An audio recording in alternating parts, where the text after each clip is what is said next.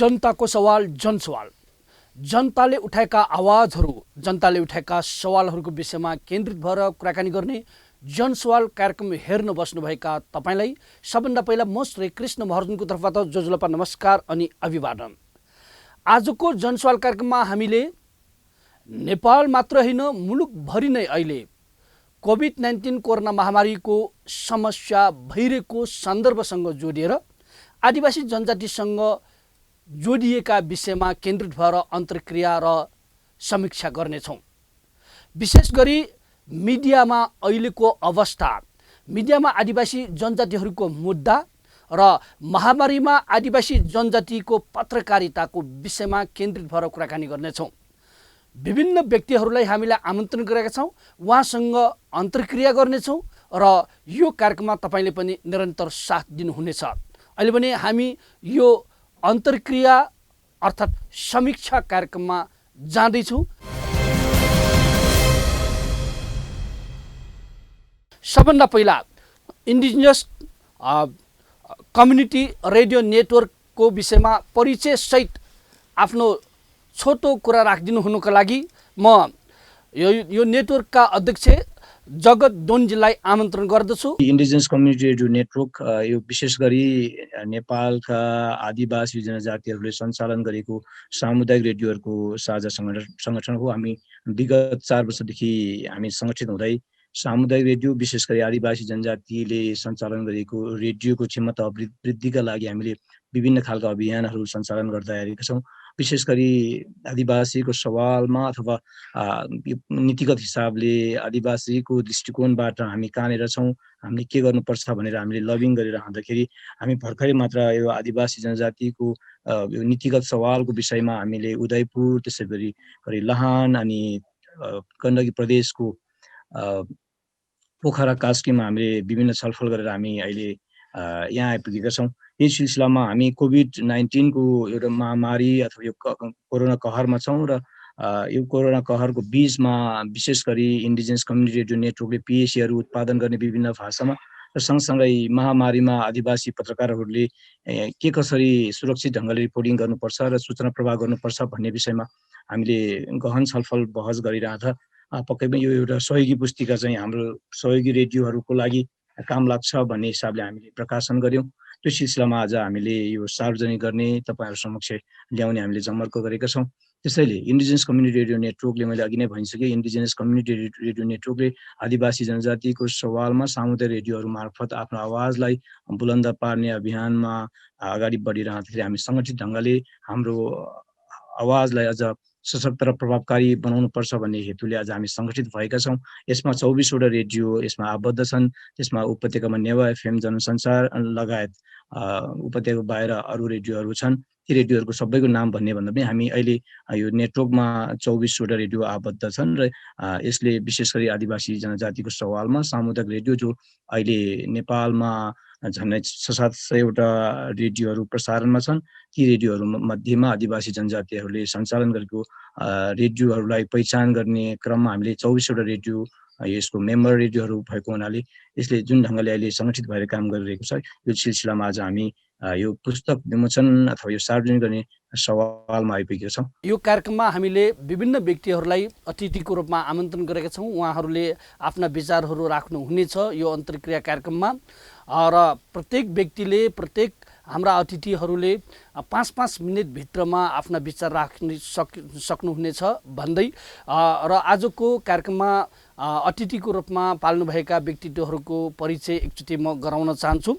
आजको कार्यक्रममा प्रमुख अतिथिको रूपमा हामीले वरिष्ठ पत्रकार खिलडोज थापा मगरलाई हामीले आमन्त्रण गरेका छौँ। त्यस्तै पत्रकार कुमार यात्रु, त्यस्तै नेपाल आदिवासी जनजाति पत्रकार महासङ्घका अध्यक्ष दण्ड गुरुङजी, त्यस्तै गरी प्रेस काउन्सिल नेपालका सदस्य दुर्गा भण्डारी, त्यस्तै गरी नेपाल पत्रकार महासङ्घका उपाध्यक्ष दिलीप थापा मगर, त्यस्तै गरी नेपाल आदिवासी जनजाति महासङ्घका उपाध्यक्ष गोविन्द छन्त्यालजी, त्यस्तै गरी राष्ट्रिय आदिवासी जनजाति महिला महासङ्घका अध्यक्ष चिनिमाया माझीजी, त्यस्तै गरी हामीले अतिथिको रूपमा लाउरनिपका सचिव शङ्कर लिम्बुजी, व्यक्तित्वहरूमा हामीले चाहिँ आइटिभीका अध्यक्ष देव कुमार सुनवारजीलाई पनि हामीले आमन्त्रण गरेका छौँ। उहाँहरूको हामीले विचार सुन्नेछौँ र यो अन्तर्क्रिया कार्यक्रममा उहाँहरूले आफ्ना धारणाहरू राख्नुहुनेछ 5-5 मिनटमा। अब भने हामी विषयवस्तुको प्रस्थानको सन्दर्भसँग जोडिएर यो नेटवर्कको एउटा वृत्तचित्र प्रस्तुत गर्न गइरहेका छौँ। यो वृत्तचित्र प्रस्तुतिको लागि हामीले पाम सुनवारजी र शैलेश डङ्गोलजीलाई आमन्त्रण गरेका छौँ र उहाँहरूले तपाईँहरूलाई यो नेटवर्कको वृत्तचित्र देखाउनुहुनेछ। हेर्नुहोला।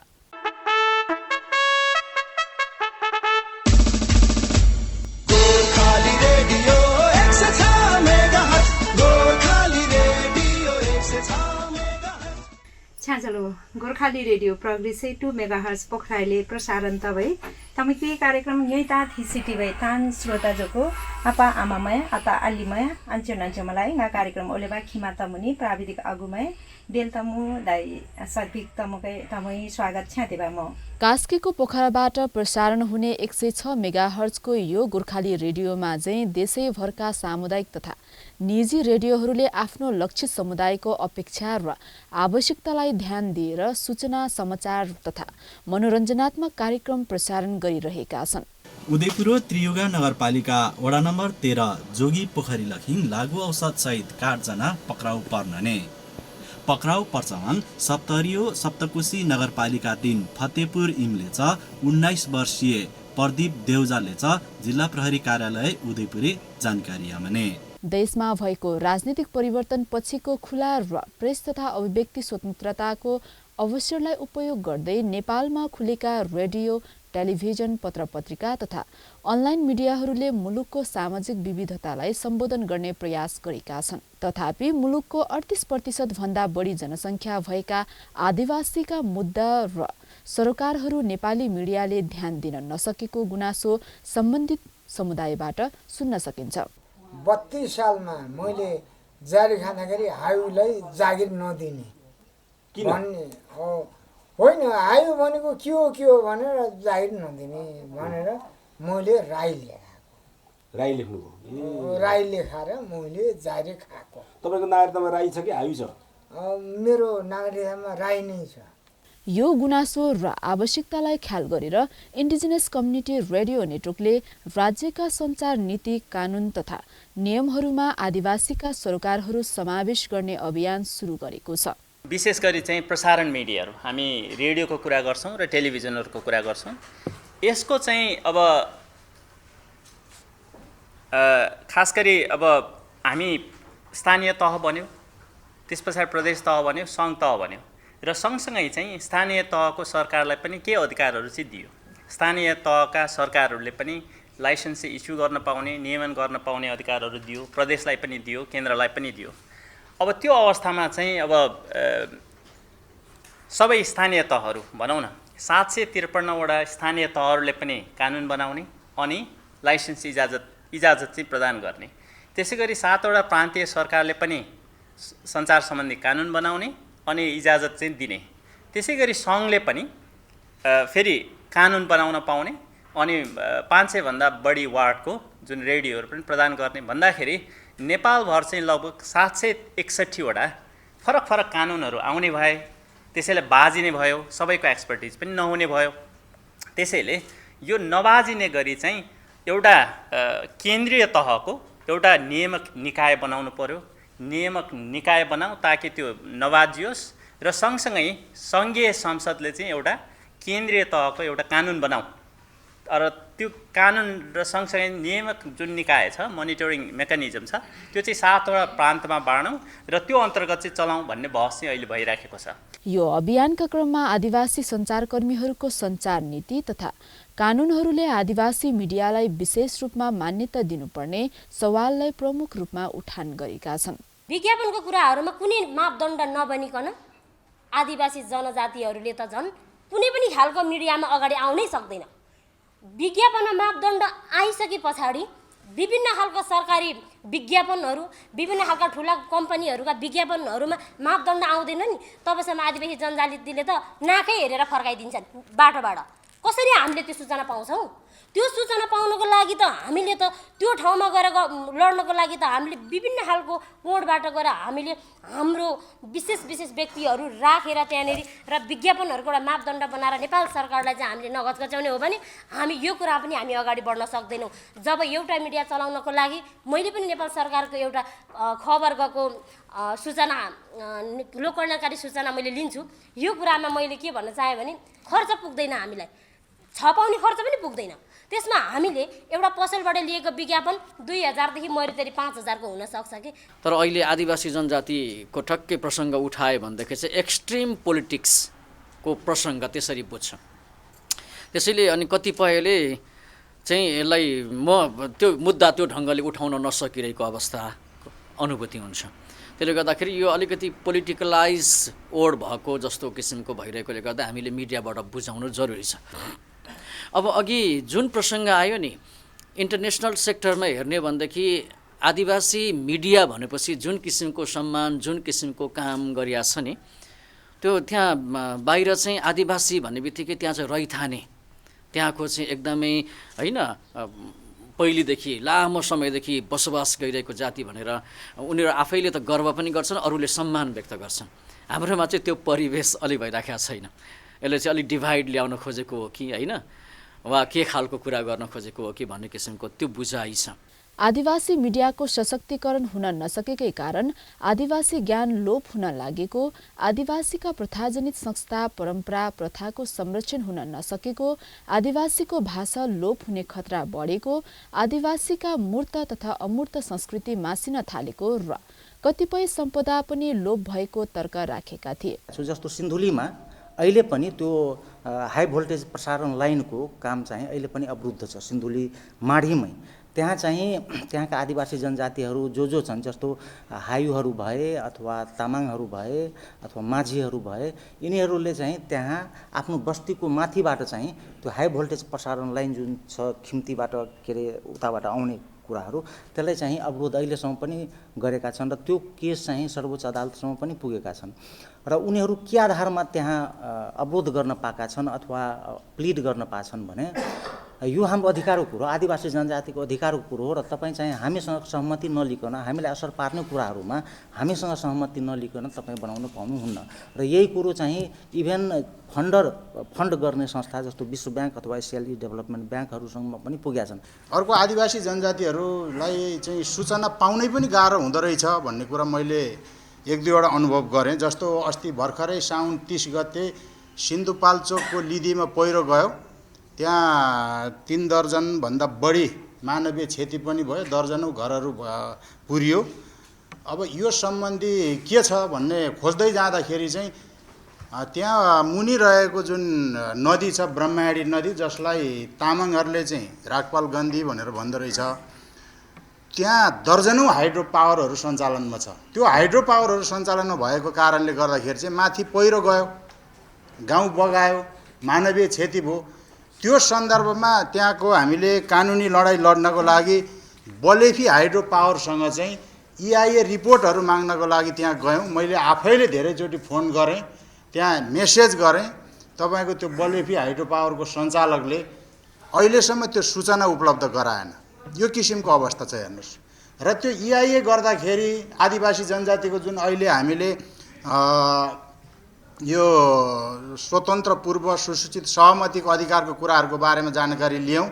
त्यहाँ त्यो जुन पीडित मान्छेहरू हुन् त्यो पीडितसँग उनीहरूले त्यो किसिमको सहमतिको अधिकार लिएको छैन। त्यहाँका बिचौलियाहरूसँग लिएको छ, त्यहाँका केही दलालहरूसँग लिएको छ, राजनीतिक पार्टीहरूसँग मिलेका छन्, त्यसको प्रक्रियाहरू मात्रै पुरा गरेको छ।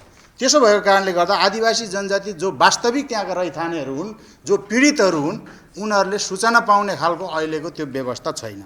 खास गरेर आदिवासीको अधिकार सम्बन्धी संयुक्त राष्ट्र संघीय घोषणापत्र UNDRIP, ILO महासन्धि 169 तथा जैविक विविधता सम्बन्धी महासन्धिको प्रावधान अनुसार आदिवासी मिडिया र आदिवासी सञ्चारकर्मी र आदिवासीको अधिकार प्रत्याभूत हुनुपर्ने उहाँहरूको भनाइ रहेको छ।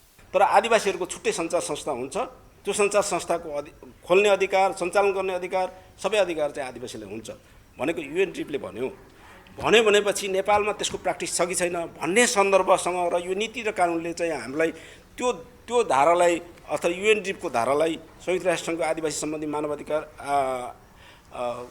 के अरे आदिवासी जनजाति अधिकार समिति संयुक्त राष्ट्रसङ्घको घोषणापत्रले UNDP भन्छौँ, UNDP भन्नेले चाहिँ भनेको कुरालाई नेपालको सञ्चार नीतिहरूले कानुनले चाहिँ सम्बोधन गरेको छ कि छैन भन्ने सन्दर्भसँग कुरा गऱ्यौँ भने हामी ठिक ठाउँमा आइपुग्छौँ होला जस्तो लाग्छ। यही सन्दर्भलाई समेटेर इन्डिजिनस कम्युनिटी रेडियो नेटवर्कले आफ्नो अडानपत्र तिनै तहका सरकारलाई हस्तान्तरण गरेको छ।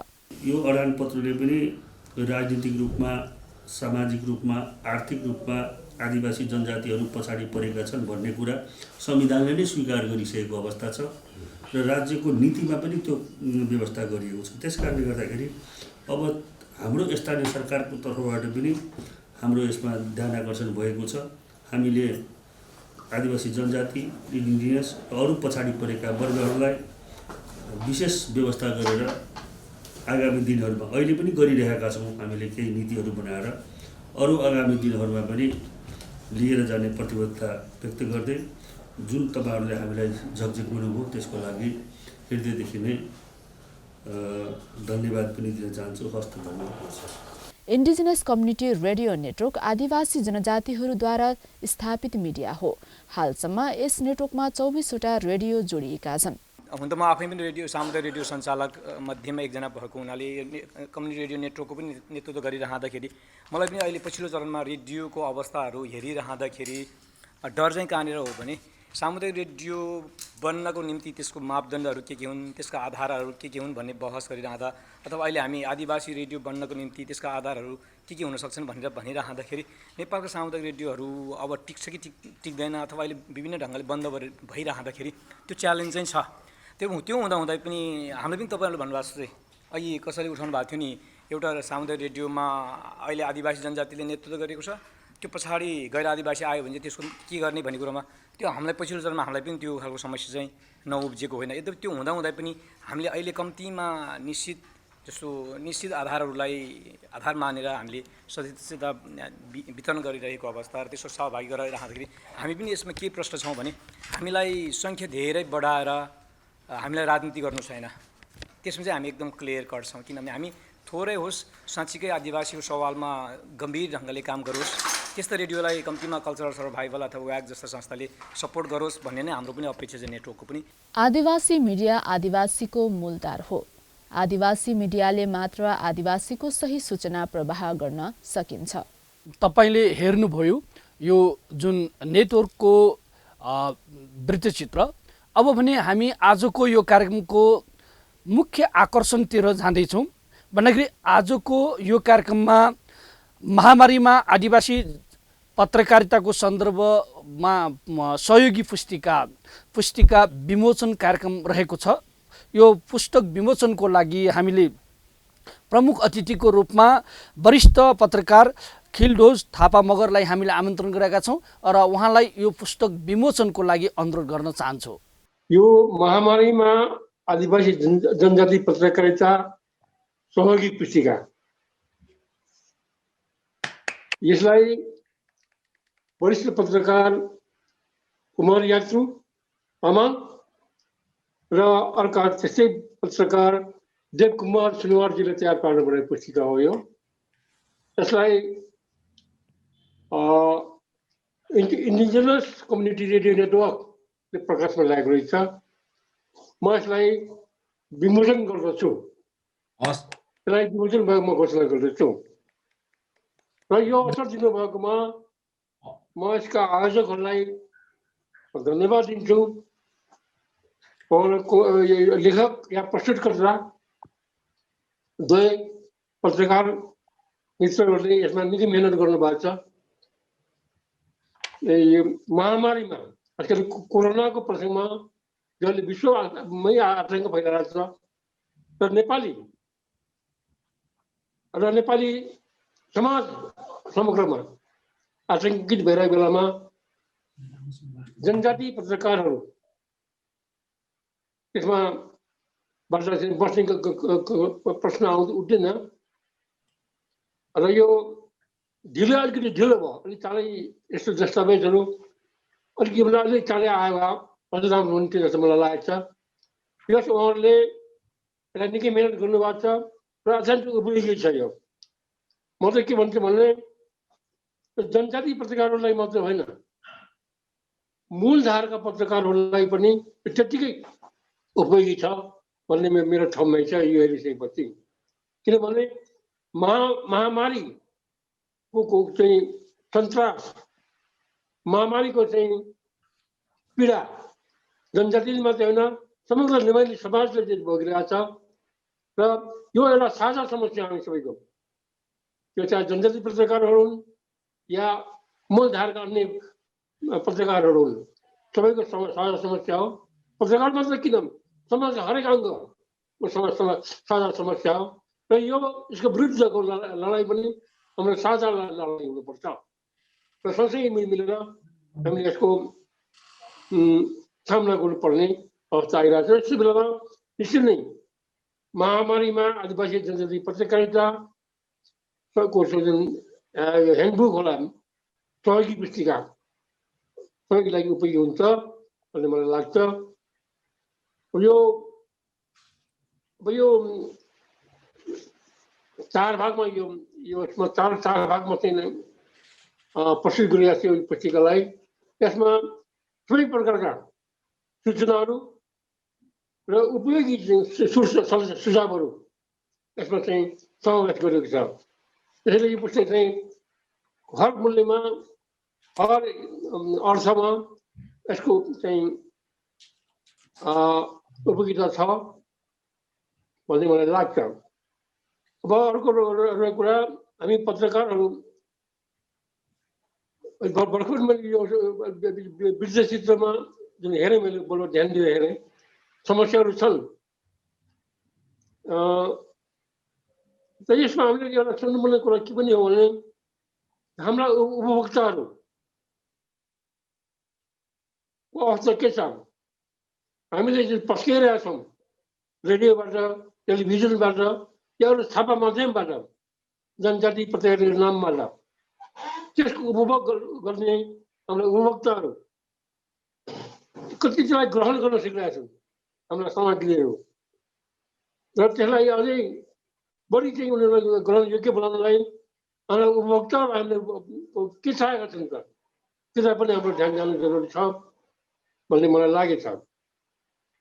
अब यो मूलधारका पत्रकार एउटा चाहिँ खेदजनक कुरा हो।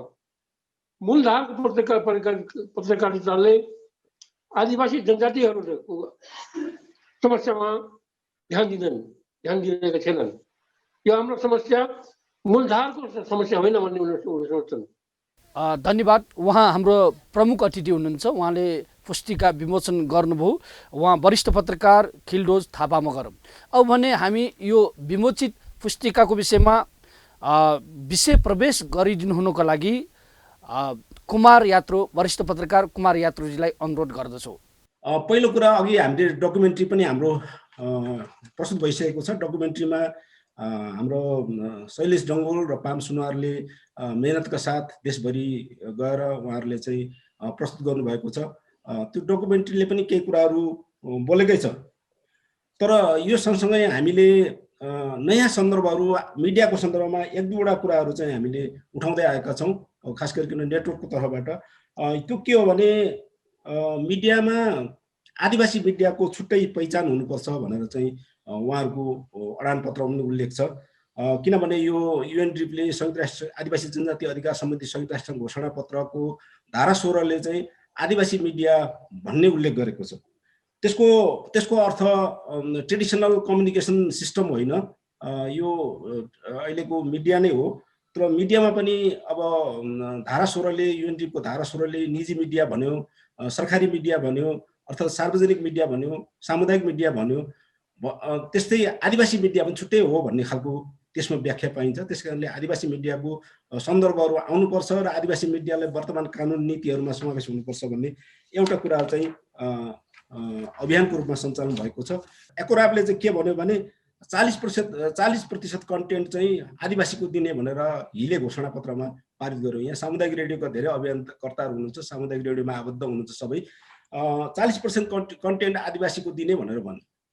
अब यो त्यसरी एकोराबले नै आफ्नै औपचारिक रूपमा एउटा घोषणा निकालेर कन्टेन्टहरू पनि आदिवासीको दिने भन्नु त राम्रो कुरा हो, तर व्यवहारमा त्यस्तो 40% कन्टेन्ट आउन सकेन। अर्थात् गोर्खापत्रको बहुभाषिक पेजहरूमै हामीले हेरौँ, अर्थात् रेडियो नेपालको 24वटा भन्दा बढी भाषाको कार्यक्रम हेरौँ, सबै अरू भाषाको ट्रान्सलेसन अनुवाद मात्रै देखिन्छ। त्यस कारणले आदिवासीको आफ्नै कन्टेन्ट हुनु पर्यो, आदिवासीको पनि आफ्नो मुद्दा हुनु पर्यो भन्ने सन्दर्भमा चाहिँ यो किताब लेखिएको हो। धन्यवाद छ कुमार यात्रु जो वरिष्ठ पत्रकार हुनुहुन्छ। उहाँले यो पुस्तकको विषयमा साथसाथै आदिवासीको मुद्दाको विषयमा आफ्ना विचारहरू राख्नुभयो र विषयवस्तु प्रस्थान गरिदिनु भयो।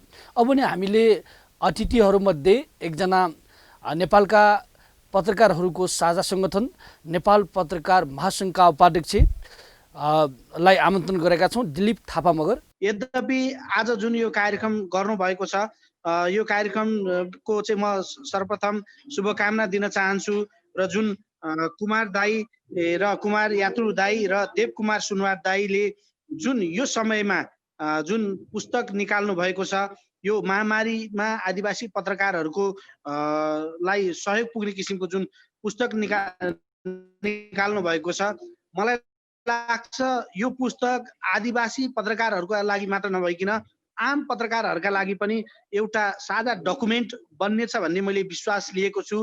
म दुवैजना लेखक दाईहरूलाई नमन गर्न चाहन्छु। उहाँहरूको यो उसमा चाहिँ सम्मान नेपाल पत्रकार महासङ्घको तर्फबाट पनि उहाँहरूको यो कार्यलाई सम्मान व्यक्त गर्न चाहन्छु।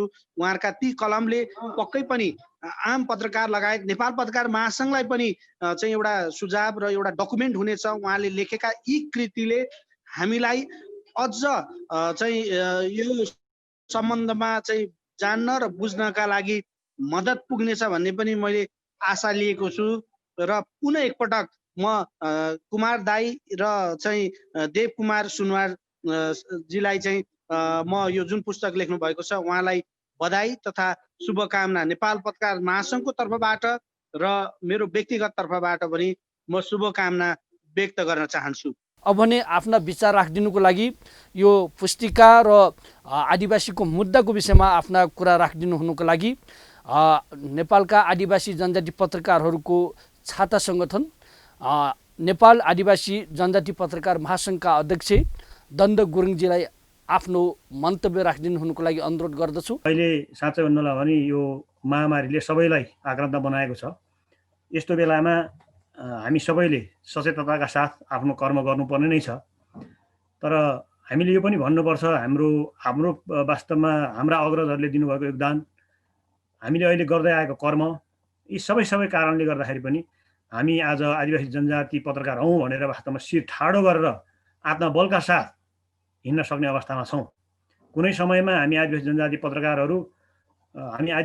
पत्रकार हौँ भनेर हिँड्न सक्ने अवस्थामा थिएनौँ।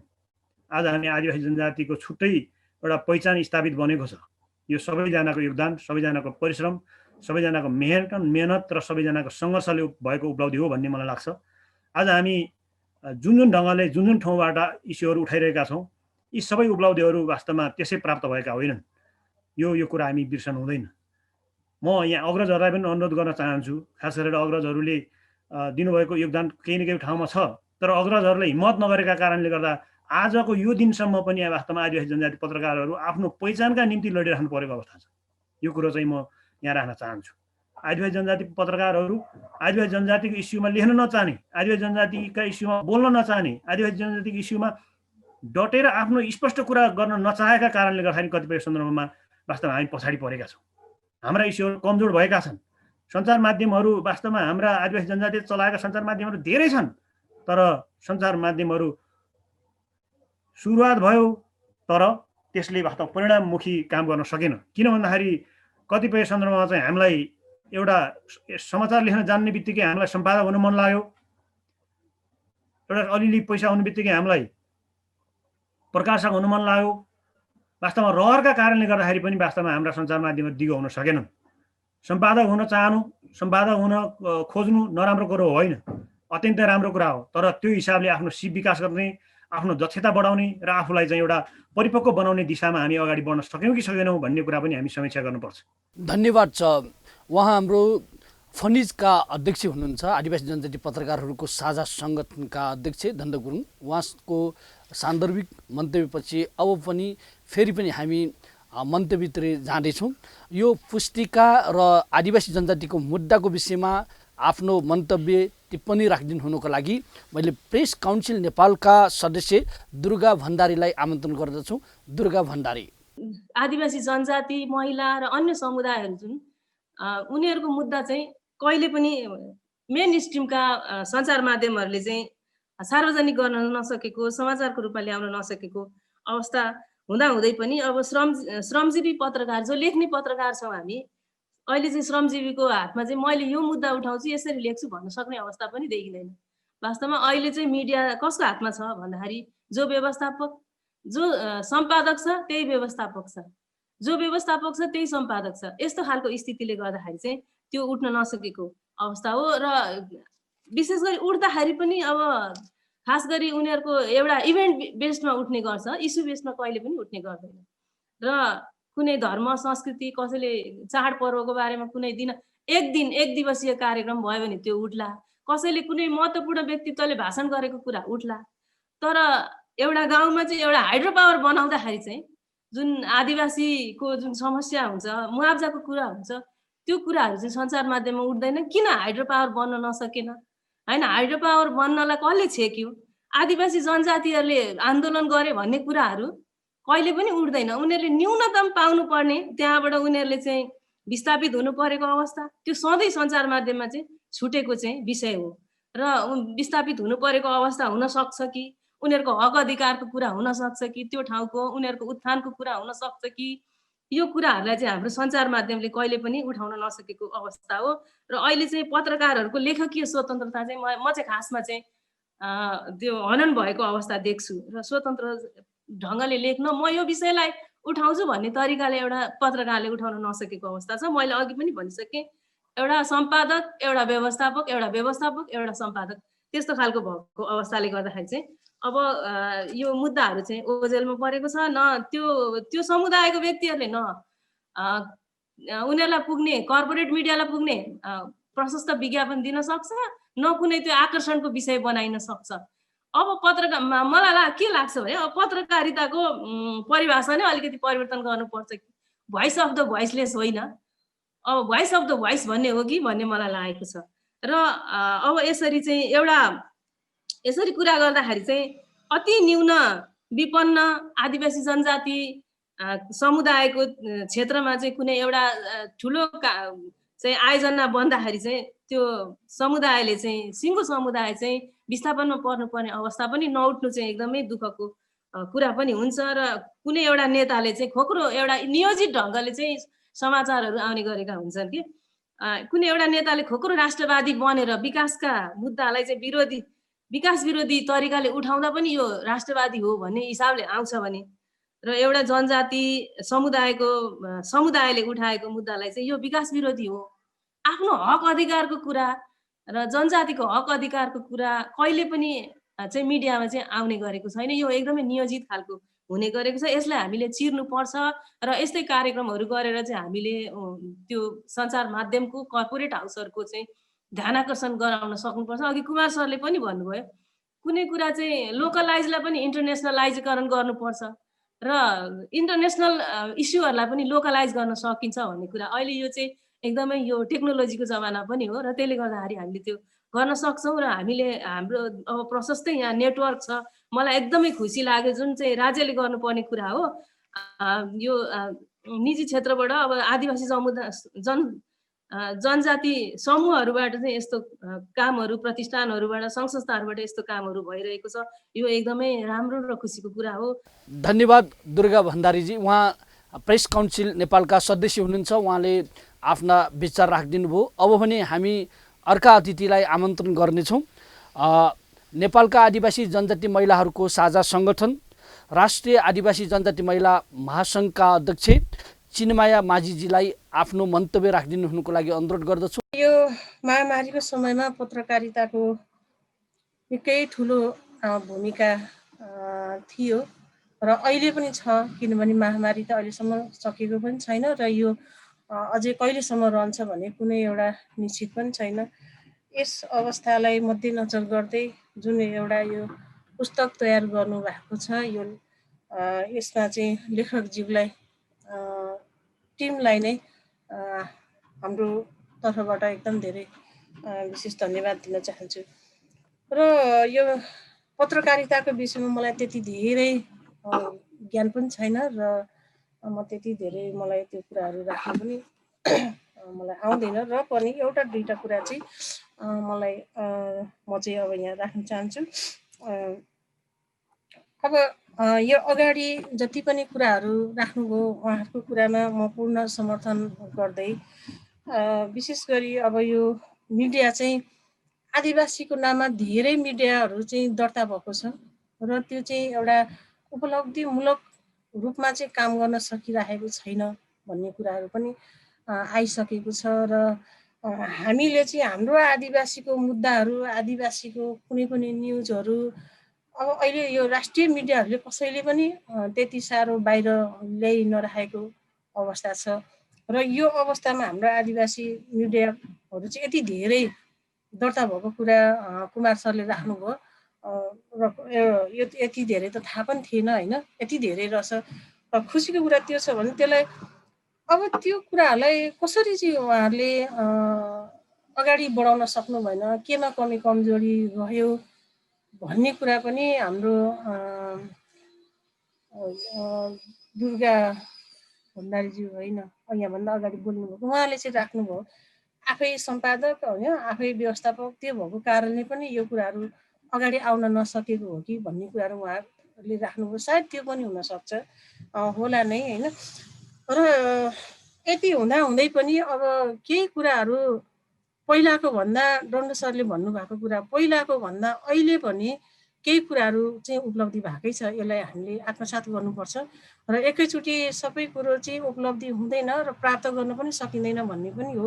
र जे जति प्राप्त गरेका छौँ कानुनी रूपमा होइन हामीले अवसरको रूपमा र हाम्रो चाहिँ अब हामी कतिको चाहिँ अगाडि अग्रसर भएर यसमा काम गर्न सकिराखेका पनि छौँ भन्ने कुरा पनि हो। यसमा समीक्षा गर्दै प्राप्त भएको कुराहरूलाई हामीले ग्रहण गर्दै अब हामीले लिन नसकेका कुराहरूलाई पनि हामी यसरी नै मिडियाको क्षेत्रमा जो लागि पर्नु भएको छ उहाँहरू सबै एकजुट भएर आफ्नो कमी कमजोरीहरूलाई चाहिँ समीक्षा गर्दै एकदम नेटवर्किङ भएर अगाडि बढ्यो भने यी बाँकी कुराहरू पनि हामीले प्राप्त गर्न सक्छौँ भन्ने चाहिँ मलाई लाग्छ। धन्यवाद। उहाँ हाम्रो चिनीमाया माझी हुनुहुन्छ, आदिवासी जनजातिहरूको महिला महासङ्घका अध्यक्ष हुनुहुन्छ। उहाँको कुरापछि अब उहाँको टिप्पणीपछि अब हामी जाँदैछौँ नेपालका आदिवासी जनजातिहरूको साझा सङ्गठन नेपाल आदिवासी जनजाति महासङ्घका उपाध्यक्ष गोविन्द छन्त्याल। गोविन्द छन्त्यालजी, तपाईँले यो पुस्तिकाको साथसाथै आदिवासी जनजातिको मुद्दाको विषयमा छोटकरीमा आफ्नो टिप्पणी राखिदिनु हुनुको लागि अनुरोध गर्दछु। महामारीमा आदिवासी जनजाति पत्रकारिताको जो कन्टेन्टमा जो कुराहरू इन्फर्मेसन दिन खोजिरहेको छ पुस्तक सफल छ। मैले भने पुस्तक चाहिँ त्यसमा सफल छ, इन्फर्मेसन दिन खोजिरहेछ। पेन्डेमिक अथवा यो कुनै पनि डिजास्टर इबोला होला अथवा कोभिड होला अथवा डिजास्टरको समयहरूमा आदिवासी क्षेत्रमा आदिवासीको एरियामा आदिवासी जनताको आदिवासी नागरिकको अथवा आदिवासीको विषयवस्तुमा तपाईँले कन्टेन्टमा तपाईँले पत्रकारिता गर्नुपर्छ भने यो आधारभूत कुरा चाहिँ तपाईँले ख्याल पुर्याउनुपर्छ है भन्ने मेसेज चाहिँ उसले चाहिँ यो पुस्तकले चाहिँ दिन्छ। यो फन्डामेन्टल कुरा म फेरि पनि भन्छु र एकदम सिम्पल। यसमा चाहिँ धेरै यो पुस्तकबाट धेरै समय खर्च पनि गर्न पर्दैन, छोटै समय पढेर भ्याइन्छ। उस्तै पऱ्यो भने एउटा कफी सक्दै पढेर भ्याइन्छ।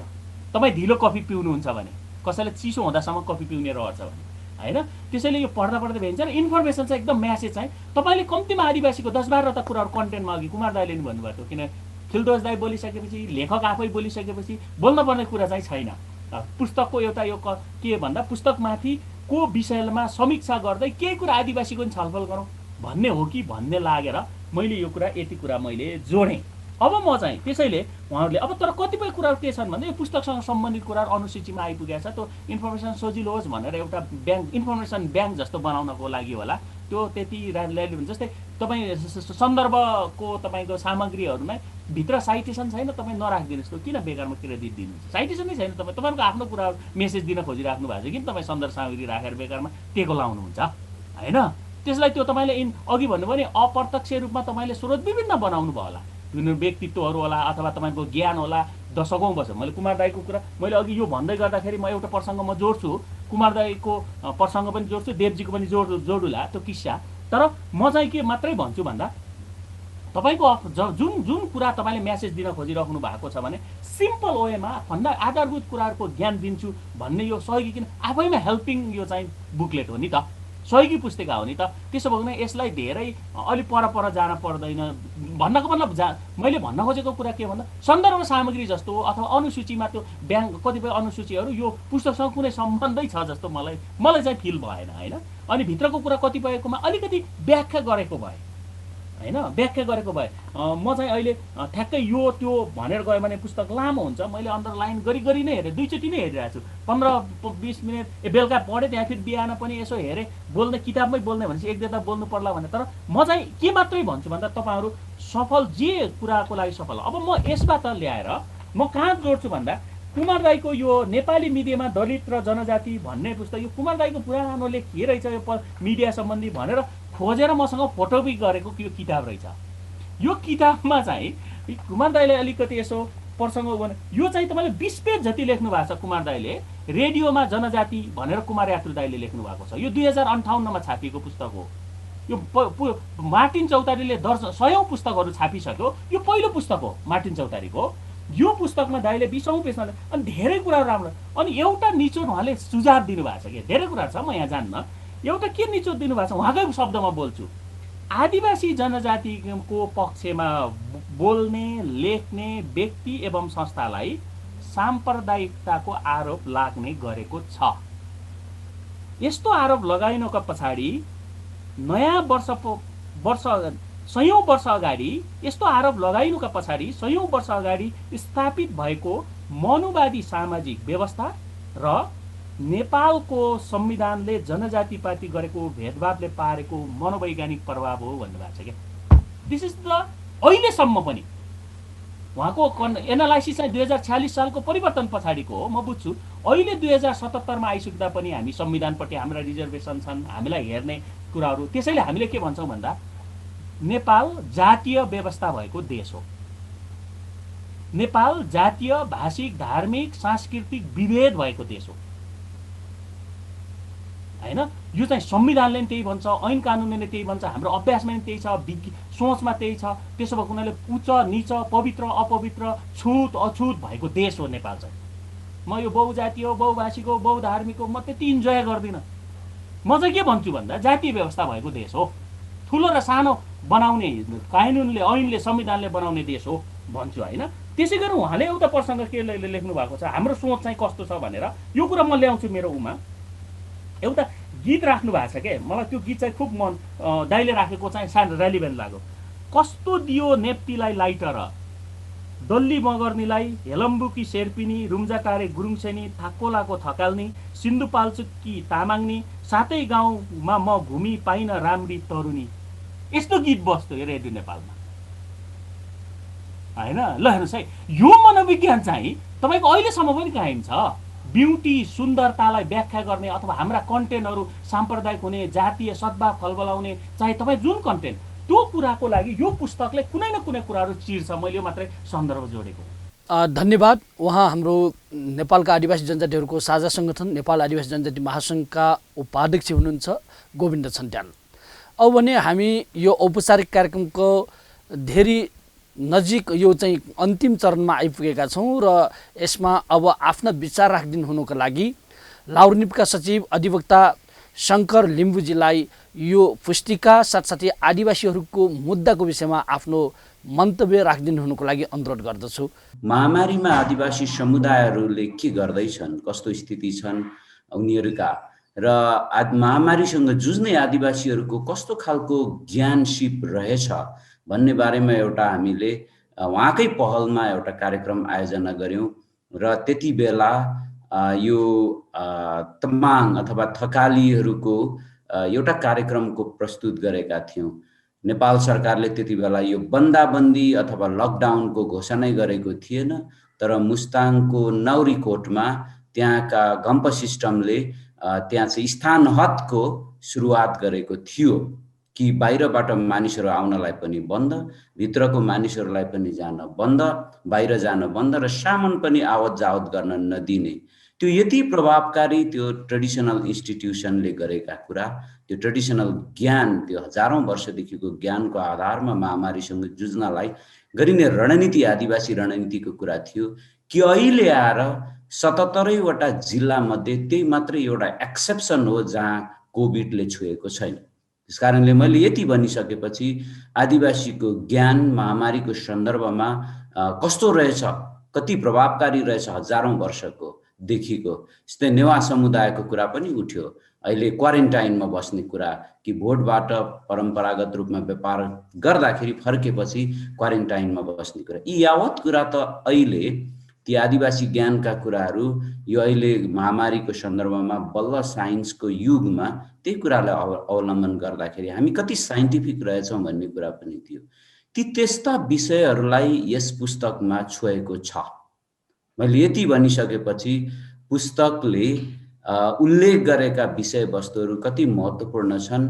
यो 42 पृष्ठको मात्रै छ, तर त्यो यस्तो खालको 42 पृष्ठको पुस्तक हो कि मलाई लाग्छ प्रत्येक पृष्ठ सिँढीको महामारीबाट जुझेर बाहिर आउनको लागि, सफलता पाउनको लागि त्यो प्रत्येक सिँढीको रूपमा त्यो प्रत्येक पृष्ठ देखिन्छ। त्यो आदिवासी जनजातिका कुराहरू पनि छन्, त्यसमा आदिवासी जनजाति पत्रकारका कुराहरू पनि छन्। कहाँनिर त्यो सिँढीमा चिप्लिएको छ, कहाँनिर चिप्लिन्छ भन्ने कुरा पनि त्यसमा उल्लेख गरिएको देखिन्छ। अब पत्रकारहरूले कतिसम्म जुझेका छन् भन्ने कुराहरू र त्यो विषयमा खास गरी आदिवासीका यस्ता अत्यन्तै सूर्यबहादुर तामाङको केस जस्तो दर्दनाक स्थिति र मुस्ताङको थकालीहरूको जस्तो अत्यन्तै साइन्टिफिक र अत्यन्तै प्रभावकारी, जहाँनिर बन्दाबन्दी पालना गराउनको लागि बानेश्वरमा कुकुर पक्रिने मेसिनले पुलिसहरू काठमाडौँ उपत्यकामा मान्छे पक्रिँदै थियो, मान्छेलाई पिट्दै थियो, त्यति बेला एउटै मान्छेले पनि तलमाथि नगरिकन कसरी त्यो स्थान हदको पालना गर्यो, ती सबैको कुरालाई हामीले हेर्दाखेरि अहिलेको पत्रकार पत्रिका जगतले अथवा चाहिँ सञ्चार जगतले, आदिवासी पत्रकार जगतले मात्रै होइन कि समग्र मिडियाले त्यसलाई हाइलाइट गर्नको लागि कसरी ध्यान दिनुपर्छ भन्ने टिप्सको रूपमा यो पुस्तकमा रहेको छ। त्यसलाई धेरै बढाउन सकिन्छ होला, धेरै लेख्न सकिन्छ होला, त्यो देखिन्छ लेखकद्वयको त्यो मर्निङ सोज द डे भनेको कुराले गरेको जस्तै अघि हाम्रो गोविन्दजीले भन्नुभएका कुरालाई पनि पक्कै पनि यसले फुलफिलमेन्ट गर्छ। अब म 2-3वटा कुरा फेरि राख्न चाहन्छु कि आदिवासी जनजाति मिडियाको कुरा मात्रै होइन, समग्र मिडियाको कुरा। अघि प्रेस काउन्सिलको प्रतिनिधिले कुरा गर्दै हुनुहुन्थ्यो, समग्र यो के अरे पेसागत हकितका कुराहरू, जीविकोपार्जन गर्ने पत्रकारहरूका कुराहरू। त्यति मात्रै होइन, अझ महत्त्वपूर्ण कुरा त मिडियाले अत्यन्तै हाइलाइट गरेको कुरा के हो भने स्थायी सरकार, स्थायित्व, शक्तिशाली सरकार भनेर खुब मिडियाले ढोङ रचेको। तर स्थायी सरकार आएपछि पहिलोचोटि त्यो स्थायी सरकारले मिडियाको मुख बन्द गर्ने र मिडियाको हात काट्ने विधेयक ल्याएको देखिन्छ। अहिले अब आदिवासीको सवालमा त्यो समग्र पत्रकारहरूलाई थियो त्यो प्रहार, त्यो सशक्त सरकारको। अनि त्यस पछाडि पछिल्लो समयमा अहिले के भएर आयो भनेदेखि यो सशक्त सरकार त यो सरकारले गरेका अघि थुप्रै यावत विभेदका कुराहरू जुन आदिवासीहरूले उठाउँदै गरे, ती उठाउँदै गर्दा त अहिले पछिल्लो समयमा साइबर क्राइम लाएर आदिवासी जनजाति मात्रै होइन अरूलाई पनि हो, तर अधिकांश आदिवासी जनजातिहरूको मुख बुच्याउने काम गरेको छ। भनौँ कि यो सरकार अहिले पुरा अथोरिटेरियन अथवा चाहिँ यो निरङ्कुशताको परिचायक भएर यो सरकार आएको छ। कि हामीले खोजेको स्थायी सरकारले यही कुरा गर्ने हो, अथवा स्थायी सरकार भनेर हामीले भन्दै गर्दाखेरि जिम्मेवार स्थायी सरकारका कुरा नगरेको कारणले यस्तो खालको परिस्थिति सिर्जना भएको होइन।